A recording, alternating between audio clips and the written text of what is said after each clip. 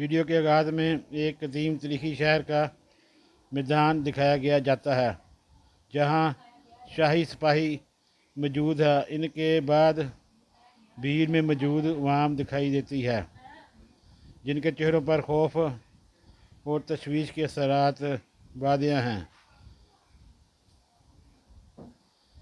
دریا میں غلاموں کی بات 5 غلام ہیں جن سے بات چیت کے ہاتھوں اور گردنوں میں زنجیریں ہیں، دریا کے گندے پانی میں موجود ہیں۔ ایک خوش لباس اور اثر رسوخ رکھنے والا شخص ان کے پاس آتا ہے اور ان کے سامنے ایک معاہدہ پیشکش رکھتا ہے کہ وہ ان سے کہتا ہے کہ اگر وہ اس کے منصوبے میں مدد کریں گے تو وہ انہیں آزاد کر دے گا اور کچھ رقم بھی دے گا۔ رات کا حملہ اور قیدی کی رات کے وقت رہائی۔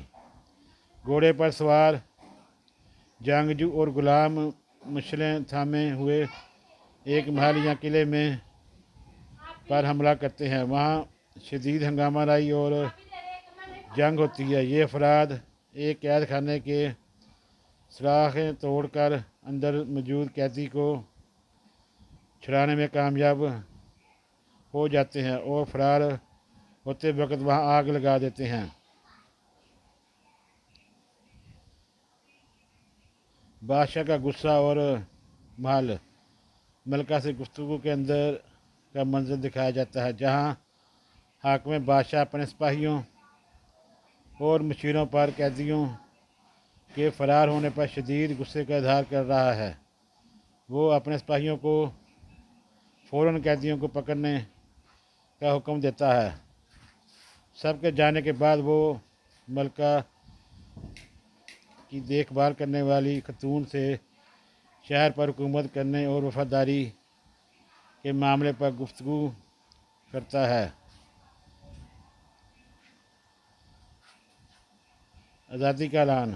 ویڈیو کے آخر میں تمام افراد پہاڑی علاقے میں گھوڑیوں کے ساتھ ویڈیو کو لائک شیئر کرنا نہ بھولیے۔ مرکزی کردار اپنے تمام ساتھیوں کا اگر ویڈیو پسند آئے کرتا ہے اور اعلان کرتا ہے تو لازمی شیئر کریں۔ معاہدے کے مطابق ان سب کو مکمل طور پر آزاد کیا جاتا ہے اور جہاں چاہیں جا سکتے ہیں۔ اللہ حافظ۔